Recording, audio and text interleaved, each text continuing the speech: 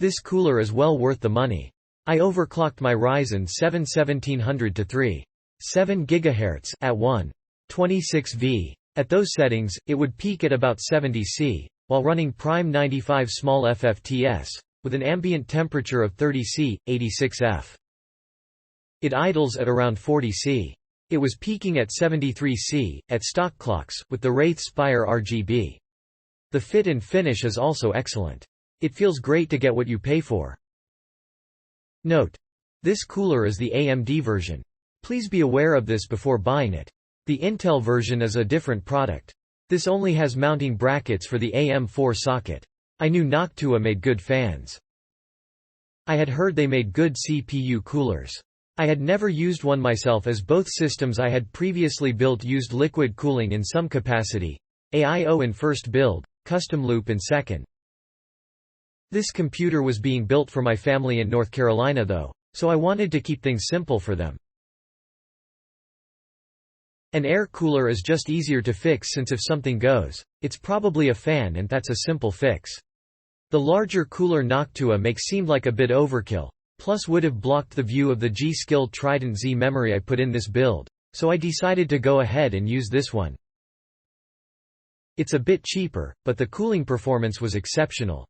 Noctua packs things well and this was no exception. The accessories are separate from the cooler itself and they include everything you need. The fan can be mounted in two different orientations. It can be mounted so that air blows up towards the top of the build, or towards the rear.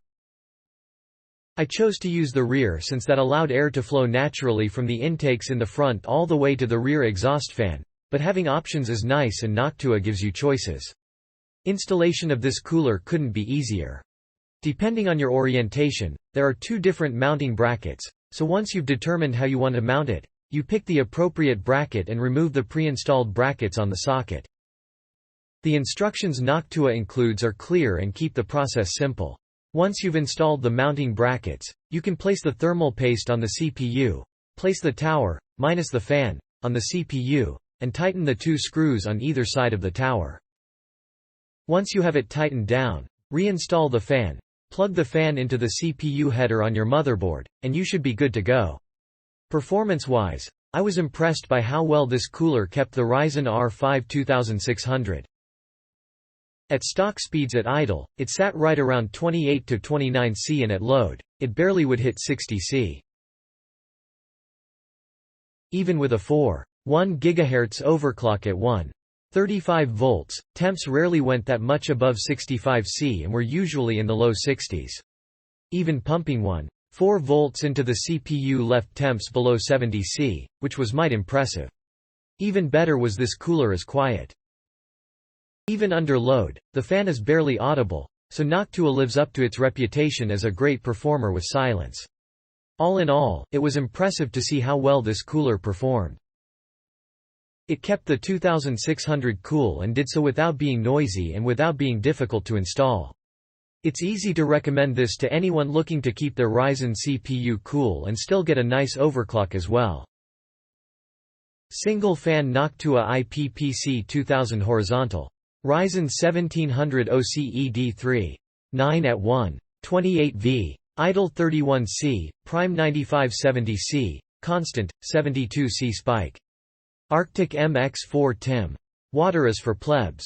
I can do 4.0 at 1.42V but it idles at 35C, prime 9576C, constant, spike 80C. Not worth the extra 100 mHz. I am considering stepping back down to 3.8 at 1.15V, which is probably what I am going to do. Awesome heatsink and awesome case fans. Bought this for my new Ryzen setup and works perfectly and properly came with the M4 mounts. First time using this brand and they just won me over.